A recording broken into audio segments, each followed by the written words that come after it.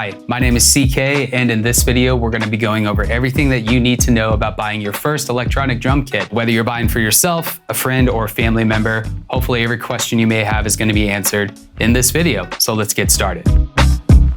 What's the difference between an E-kit and an acoustic kit? Acoustic drums are made up of metal cymbals, wooden shells with plastic heads that when struck create resonance and therefore projection, giving us the sound of acoustic drums that we all know. However, it is by far and large the loudest instrument that can be purchased for a home. Usually, if it's parents purchasing for a kid, it's the most regrettable instrument purchased. There is an alternative though, and that would be the electronic drum kit. And we're just gonna call this E-kit for short throughout the rest of the video just to make it simpler. E-kits consist of everything that's in front of me right here, which is gonna be pads and triggers.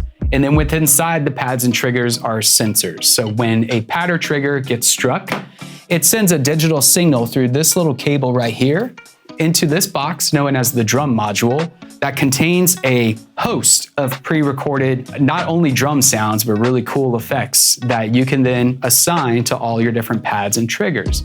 Now it does look and feel a lot like an acoustic kit, so therefore there's no better substitution if you're not quite ready to support the loud booming sound of acoustic drums. We'll talk about it later in the video. E-kits are not completely silent, and depending on where it is in the home or the living space, it could actually still be quite a nuisance. However, we're not going to be alerting the neighbors every time we play.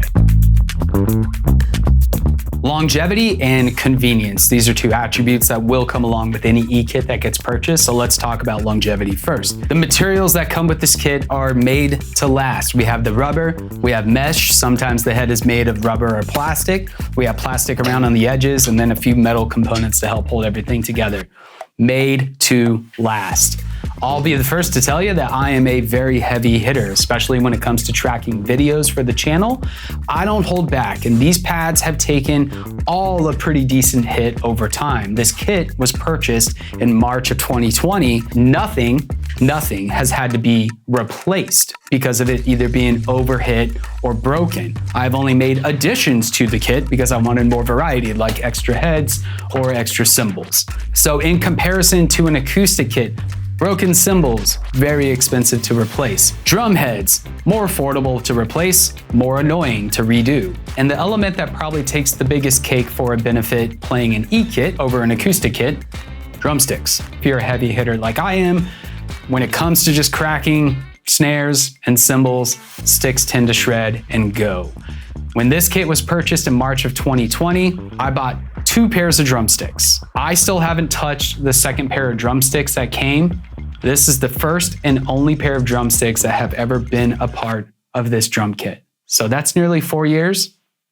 Think about that. Now let's talk about some of the convenient things about being an E-kit owner. All the components that make up the drum kit are typically going to be smaller in size, lighter in weight than that of an acoustic drum set, which makes it more portable. It makes it easier to maneuver around a room. Most of the time you're going to find yourself setting up the drum set in a corner or in a space, and there you go, that's the designated drumming area.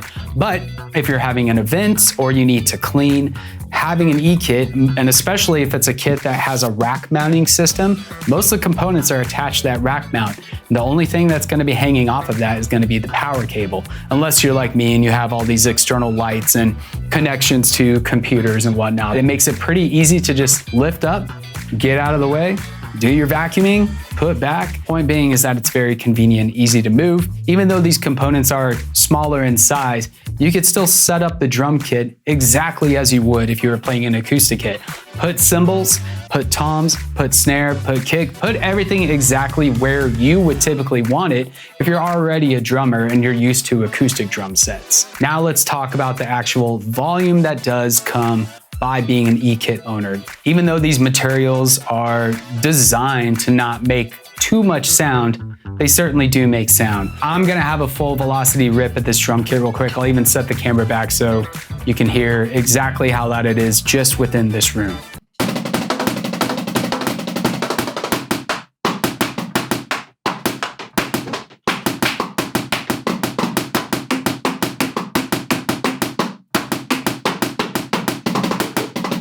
Yes, you are eliminating a lot of sound that would come with an acoustic kit, but you're not eliminating it all.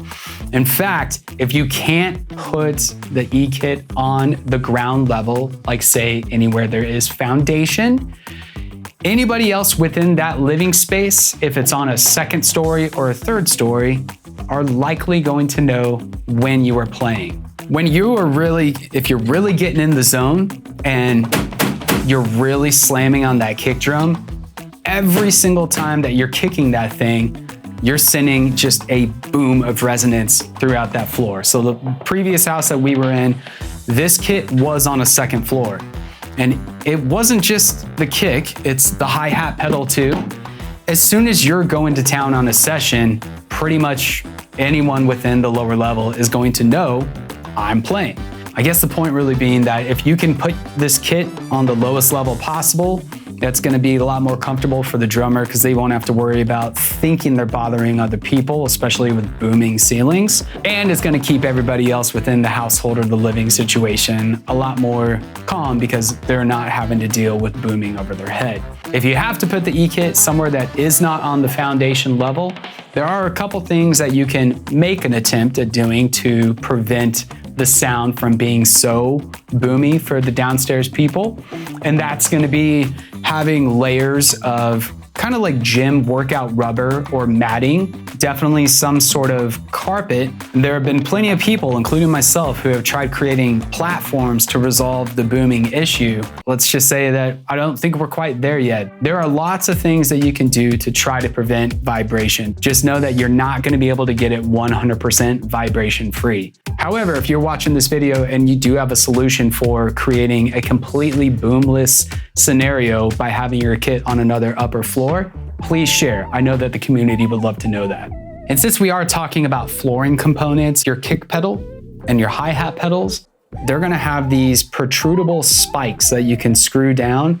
And the purpose of this is it's gonna help that foot pedal lock into something. So as you are potentially going really heavy on the kit, that pedal isn't scooting forward. You will damage flooring for sure if you do not have thick enough material in between a floor and that kick pedal. I have learned that the gym matting rubber has worked really well at keeping that spike just within the rubber. However, I'm such a heavy hitter, I have had to put weights down in between the kick trigger, part of my rack component there, that really helps lock that into space. So that's one thing you also have to remember is things don't just anchor down really well if you're a heavy hitter. Things may slide around a little bit, so you'll have to come up with solutions like that. But just remember, the longer you make the spikes, the more damage you're gonna do to the floor as the pedal scoots forward. I know from experience. Recording and live gigs. By having an E-kit in your possession, you automatically have tons of professionally recorded drum sets that you can just cycle through just at the turn of a dial. It's as simple as just taking a stereo cable, plugging it into the back of the module, and then feeding that either into a mixing board or into your computer. And also what makes it incredibly convenient is you have just immediate control, not only over the full kit volume, but every single element that is sitting in front of me, you can change the instrument. If I wanted this to be a cowbell, you hit that, change the instrument. If I want it to be louder, hit that, change the level. That's one of the beautiful things about an E-kit is everything is so versatile and functionally malleable to whatever it is you need to have happen. Live gigs, the sound engineers will really appreciate an E-kit because they have control over just one direct signal. Instead of all these different mic elements that can grab feedback, they already have a professionally mic'd drum kit just ready to go. So remember, because the materials that they're made of, this can also handle a lot of, I guess, what you would call road wear. If you're going to be gigging pretty frequently, these things can take a beating, whether that's being, thrown into the back of a van or getting rocked out on stage. But as far as recording purposes go, this is exactly why I went with an E-kit and decided not to pursue the acoustic kit. Is no matter what, at any time, no mics, no room treatment has to be done. I immediately have a professional sounding kit ready to go. right away. Then if you really want to start expanding on your drum sounds, you could start purchasing and using third-party drum libraries. And that's when you're going to get into some really, really sweet drum sounds.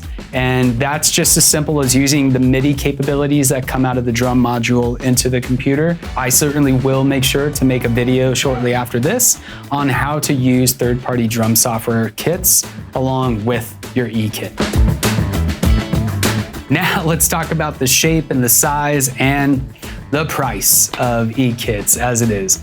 The fidelity of the sounds that come within a module, the quality of just the module and the materials alone, the size of the kit, these all are going to be variables based on the price point and the budget that you are willing to go in at. Very affordable e-kits exist out there. What is the sacrifice by going with the most affordable? You're going to have materials that are not as nice as the more expensive ones. Still durable, still long lasting, but for instance, really affordable e-kits, like I said, they will have either that plastic or that rubber head as opposed to mesh. This mesh here has a response to it that is very close to an authentic drum head. The lower tier in affordability you start, the less likely the components are going to feel like an acoustic kit. For some of us, that's totally fine. So would I suggest someone to just dive into the most affordable kit available? Yeah, if it works for you that way. If you're a hobbyist who is just looking to fill some of your free time, or you're purchasing for a very young child and you're not exactly sure that whomever is going to use this kit is actually going to stick with it and see it all the way through, then yeah, go with the most affordable thing. Now, for those of you that know for a fact, you're going to be taking drumming very seriously. It's not just gonna be a hobby, it's gonna be a passion. If that's the case for you, you're gonna wanna be looking in the more intermediate, middle-tiered e-kits, which is going to mean a little bit steeper of a price. But that does mean better materials. And by better materials in my book, meaning more authentic and as close to an acoustic kit feel as possible. I'm 40 years old and I started on an acoustic kit when I was 8. I had been playing acoustic drums for a very long time. When I made my transition to an e-kit, I went with the Roland TD27 because for me, it wasn't a bank breaker, but it also wasn't the highest tiered thing. I was giving myself a cycle to see, am I really gonna wanna run with an e-kit? This e-kit will for sure be hobbied and used, but maybe I won't use it all the time because I'll eventually wanna use an acoustic kit. Didn't become the case. I in fact love this Roland TD27 so much that I don't know that upgrading for me really makes any more sense because the Roland TD27 already comes with such an outstanding drum module, meaning like the quality of the effects, the quality of the drums, the convenience of the rack system I like very much. It's very modular as far as where and how I want to place my toms and my instruments around. But if money isn't an object for you, then yeah, there are e-kits out there that are so beautiful and they look so incredible. They're all pretty much gonna sound the same just depending on whatever module you're using. So just keep that in mind. Now, before we close this video out, let's talk about some e-kit brands that I think are notable and worth mentioning. However, remember that if you are just on the search for the most affordable e-kit to start with, that's a quick Google search or an Amazon search away, and you're likely not going to be disappointed. Now, if you are in the search for a more middle tier to advanced tier of e-kit, there's 3 brands in particular that I'd recommend you consider. Number 1, Roland. I think Roland has by far the most outstanding reputation as far as how they have designed their pads and their cymbals to feel as authentic and close and real as possible. And these materials on this Roland kit, like I said, have been nearly indestructible, which has been great. The second choice that I would actually go with, if I wasn't already a Roland fanboy, would be Yamaha. I think Yamaha is undoubtedly a very recognizable and very trusted brand when it comes to musical instruments. I've had Yamaha pianos, I've had Yamaha guitars, speakers. Therefore, I have this belief in their brand and their company that what they produce, they care a lot about.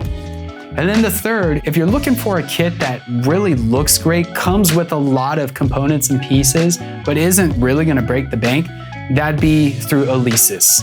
The Alesis Strike Pro in particular is the most popular kit that I've noticed within certain drum communities. They have certainly met that middle ground of giving you good materials and a lot of them, but at a very respectable cost. Those are just some quick suggestions to throw out there, but I would certainly be happy to answer any questions that you may have. So if you're thinking about getting an e-kit or you just bought one, I would love to know about it in the comments. And if I did forget to mention something in this video that you have a question about in regarding to owning an e-kit, please leave it in the comments. I'll make sure I get right back to you. I'm CK. Thanks for watching.